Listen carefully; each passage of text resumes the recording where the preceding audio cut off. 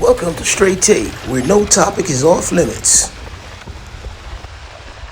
Welcome to Straight Take. I'm your guy, Anthony or Tony. It's been a minute since I've been on, but I'm back. This is not a site or a program a podcast where we talk about or glorify violence. We ain't about none of that, okay? So if that's a platform you're looking for, that's not what this is about. I'm here to talk to you guys about what I saw, what I experienced, and at the moment. All right? Okay. There's been a lot of things, right, that's been happening from like the 70s, 80s, 90s, coming up to the 2000s, right? But before I go any further, make sure you subscribe. All right? We got to do that. Okay? Now, people been talking about like, shower posse, springless posse, to a certain extent, the current one, and the Raiders posse, and all these posses in New York City. You know what I mean? But what they really forget is the posse that started it all. Straight out of Brooklyn, the Bronx, Queens, and Florida. Back in the 70s was the Untouchables. If you were in New York in the 70s, the early 70s, right on through, shower never existed. Okay? The only posses you heard about was the Untouchables from Raytown. Rockford. You had a Rockford man then. You had a Kirk man. You understand? And you had a soul to them. And they had a guard man who later became shower. But back then, they were just guard man, Tivale man. You dig? I was there. I know what I'm talking about. Because I was running with the touchies. I was in the Bronx with Marshall Rhodes. See what I mean? Them Monday. Jelly, who's actually from Jungle, Jonestown. But his older brother, his younger brother rather, is Louis, who was one of the leaders of the Untouchables. And Screw, his younger brother. So basically, Jelly, even though he was from Jonestown, Jungle, we were like a block away from each other. You know what I mean? And back then, it was a Kirk man. Okay? They used to come and check Roots. Because Roots is originally from Kirk. You see what I mean? So you had man like Stickman, Nancy, Pussy Clive. You see what I mean? The Adela, Ugly. You know what I mean? These dudes used to come to the crib. Okay, Jimmy Tool. You know what I mean? All these dudes used to come to the crib in the Bronx. So that's where that was at. You know what I mean? So before people were talking about all the shower stuff, there was no shower, man. There was no shower. And the baddest gang or the baddest crew was the Untouchables. You know what I mean? Led by Irons, Yabs, Bata, multiple names that I can call out. You know what I mean? But that was the crew. Flatbush, Avenue D. Okay, 23rd, Avenue D. Foster Ave. Okay, Clinton Avenue, the Bronx. Okay, Hollis in Queens. Miami in Florida. You know what I mean? Straight up three-piece suit, Vandal boots, Clarks, Wallabies. You went to D Street, Delancey Street for some, and you got the material. It wasn't no Alexander shopping and stuff like that. You went to D Street, you bought the material, and you took it to the tailor. He measures you, and he builds you your suit, man. Or your pants and your vest, man, and you got your beaver hat, man. That's how we were rolling. I was a kid, but I was amongst them. You know? So there it was. So I hear all these cats coming on, talking all this jive, you know. But That's not what was happening, man. Back then it was the Seville, Sedan-DeVille, the BMWs, Mercedes-Benz, because those cars are never played out. But at one point, the Seville was it. You know what I mean? And that's how we rolled. Okay? Went to parties all over the place. Biltmore Ballroom, just to name a few places, man. Van de Veer, that's where we used to hang out and stuff like that, man. So I hear these cats talking, you know what I mean? I'm like, man, be quiet, man, because you weren't there. And all this hype that they gave to the Shower Posse, like Shower Posse was the first posse in New York City. No, Shower Posse wasn't. Back in the day, before they became Shower Posse, there was no, I mean, come on. As a kid, I knew Vivian. I knew Vivian Blake. I knew Black Tony. Okay? Khan came later, but they have a younger brother that came through in about 1977, I think, with Black Tony. He got murked when they went on the move to eat some food. Okay? How I know Vivian Blake? Because my best friend, Tony, who they call Kanga Tony, Dumpling, we went to elementary, middle school, and high school. And Vivian dated and married his eldest sister, which is Valerie. And then there's Lorna, and then there's Grace. I went to middle school with Grace as well. I think when I got there, she had already left, I believe, yeah. You know what I mean? So I knew what was going on during that time. Okay, I used to see Vivian as a kid at Grand Avenue, 167, 169. He drove a brown car. She would always give me like tray bags or nickel bags or give me some cash because why? Because back then, when I was in elementary school, Tony and I were supposed to have a fight at 3 p.m. Instead, we went to his mom's crib, which is over right across from Bronx Lebanon Hospital, close to the Grand Concourse.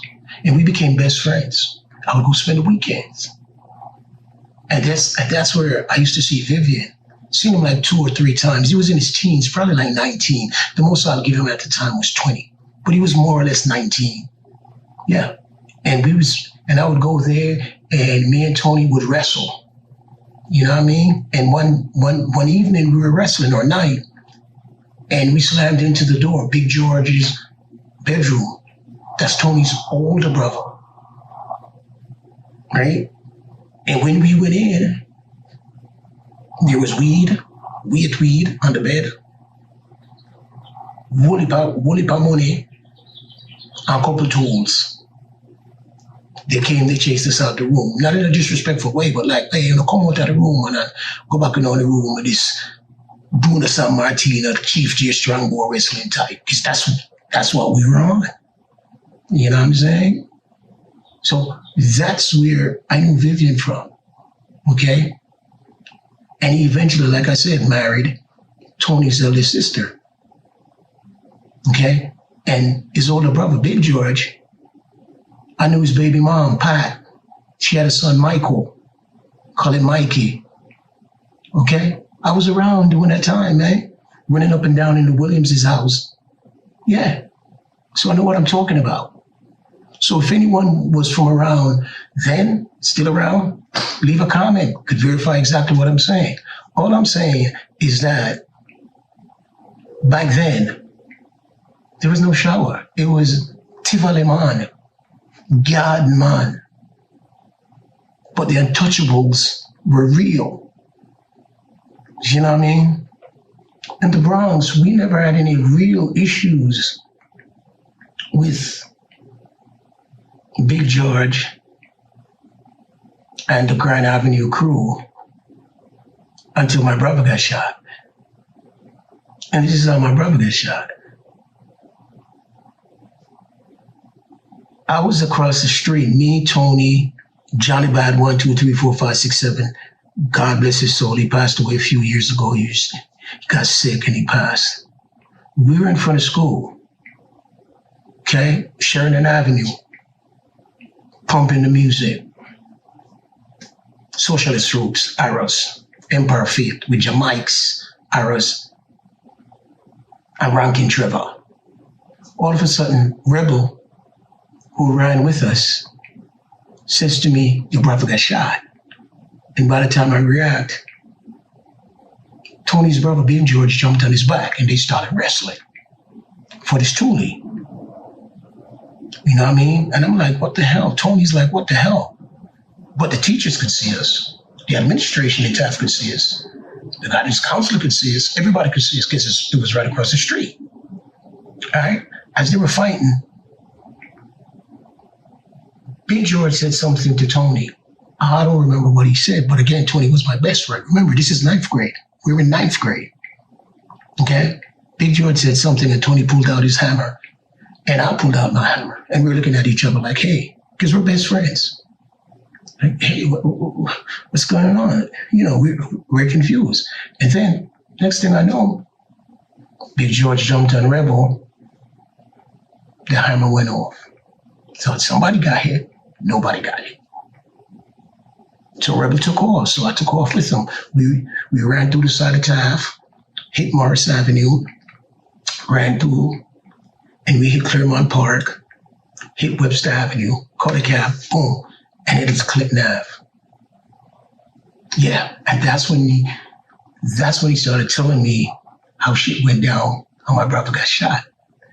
Because some of the cats that we were rolling with, the younger cats that I met when I was in Roosevelt High School before transferring to Taft High School, okay, his name was Devon, but we call him New Youth because there's a lot of Devons, you know what I mean? So him, Roundtree, Dick Dastardly, these dudes are a part of us, you know, the Bronx part of the Untouchables. They went and robbed Big George's gates. The older guys up by Clinton didn't know about it. We didn't know about it. I didn't know about it, even though I was a kid. My brother didn't know about it. So when Big George approached my brother and Rebel, they were like, yo, what are you talking about? Oh, we're not, nah. You know what I mean? Because they kept it a secret, but they did it because that's what we later found out. Okay? So you don't know, man, I'm going to talk and the man not take no talk. You know what I mean? Broad daylight. Man, them pop off. I saw my brother got shot, he got hit. I went to Lincoln Hospital, laid up for like a couple of days and stuff like that, and that started a war. Yeah. Okay? Started a war where the Grant Avenue people and us, yeah, I never saw Tony again until years later. I never ran into him. And when I ran into him, finally, it was at 40 Deuce. It was about 6 of us, and he knew all of us, just like how we knew him. We were heading to 8th Avenue, a BMW pulls up, and it's him. He sees us, and he comes out the car, and he's dapping us, and yo, what's up, and blah, blah, blah, blah, blah, blah. Because really, it was me, because that was my best friend. I used to spend the night at Miss Williams' house, the Williamses. You know what I mean? And vice versa. It was like that. You know what I mean? The rest of the boys, you know, like the rest of my boys, yeah, but I was the main guy. So we were talking, and in the car was Sam Jegge, okay, Maxwell, who I'll talk about at another time, and Bruce Kirk, I think, was in the car. But Sam Jegge was looking at us with his face all screwed up, you know, like he wanted to do something, and we were ready for him because we were strapped, just like how we know they were strapped. But it would have been stupid to do anything dumb and 40 doo-wop. You know what I mean? That's the dudes. You don't do shit like that because it would be all over with the cops. You know what I'm saying? But anyway, Tony looked at them because he busted a move, and Tony was like, I could tell Tony was the main guy because he was in the passenger side of the car. I don't know who was driving, but he was in the front passenger seat. So he looked over at them and like, hey, on the wall in the corners, man. And they chilled. Gave me his number. We spoke. Boom. Called him a few times. Yeah. He wanted me to, I said, yo, bro, I ain't coming over there where you're at, man. If anything, we link up neutral. You know what I mean? All right, cool. You know what I mean? A lot of stuff happened, but we never met up really. But we spoke on the phone till I ran into him over by 183rd, between 183rd and 184th on the Grand Concourse, in a pizza shop. I later found out the reason for him being in the pizza shop was because they had the gates right at 183rd and Kristen. You know what I'm saying? So, boom. I see him in the pizza store. I get my slice. I go back there because he didn't even see me. Like, yo, Tony, wagwan. He looked up. He started talking, man. Started talking about our days as kids because he's the one who taught me how to roller skate. This dude even know how to ice skate. He took me to 163rd and River Avenue by Yankee Stadium close by. They had an ice skating ring, but we never really got into it. But that was the thing. You know what I mean? We played ball. He was like, what, 6 feet, 6'1". I'm 5'11". So we were nice. We even tried out for a Taft high school basketball team, made it, went to 2 practice, never went back because we always came weeded up, smoked up, and everything was funny for us because we were just laughing. The coach wouldn't have it. So, hey, we just never went back. Okay? So he's talking about all that. Then he dropped the bomb on me after all our childish stuff. He said, none of this should have happened between me and you because we had nothing to do with what happened between our brothers because his brother is dead and my brother is dead. You know what I mean? So he was like, none of this should have happened and, it messed up our friendship, stuff like that. And we had nothing to do with it, So he was saying stuff that was really hitting hard, you know what I mean? Emotional type shit, Yeah. And I was saying the same shit to him because I've known him since we were like elementary school. You know what I mean? So after that, I didn't see him again until months later. I came to see this girl between Creston and Morris Ave by 183rd. And I spotted him in front of a building. I healed him up. I him come over and him start talk. And talk to me and it's the last time I saw him. Yeah, because I saw Grace, his sister, sometime after, because I was trying to, 1 foot in, 1 foot out. I was trying to make this transition because my brother was dead. I went up north, did a bid. So I'm like, why the hell am I still going through this kind of life? You know what I mean? It's time to make a change. But still, even though I was thinking that, I still wasn't doing it because I had 1 foot in, 1 foot out. But I was going to this broadcasting school and I ran into her in Manhattan. And I asked her, what's up? How is he doing? Blah, blah, blah. I was everybody doing the family. She said, everybody's all right. Then I asked her him. And she gave me a look like, you don't know? I was like, what? She said, he's dead. I was like, what? Yeah. She told me that, we spoke some more. But when I went on my lunch break, I cried. That was my best friend. Other than when my brother died. Yeah, my brother died, I cried like a baby. When Tony died, I cried like a baby. That was my guy because right now, 2026. My mom has passed away, but in the crib, she has like 7 photo albums. And there are pictures of us to this day when we were young kids, 12, even younger, 13, 14.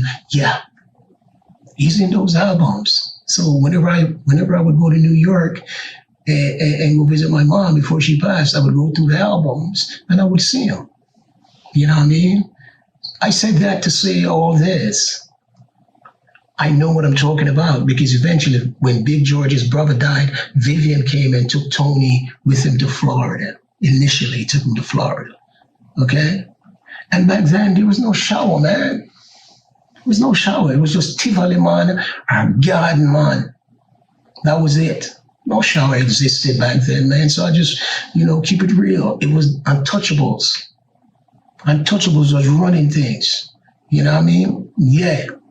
Big up all of the man like Yabs, man like Braga, man like Butter, Irons, Boards, Fatrabani, Berry, Gia, next small youth, you know what I mean, Killian, you know what I mean, and plus they had the young, plus you had the young touch behind that too, you know, the cats from Veer, you know what I mean, yeah, you know, man like Tony, you dig, again Killian, you know what I mean, yeah, that's how it was, you know what I mean. I won't call the other names and stuff because they may not want to be represented here, but you know, yeah, that's how we rolled back then. So I just want people to get it right and stop with this nonsense about they knew. I was there, man. I was there as a kid. You know what I mean? So until next time, I'm out. Bless.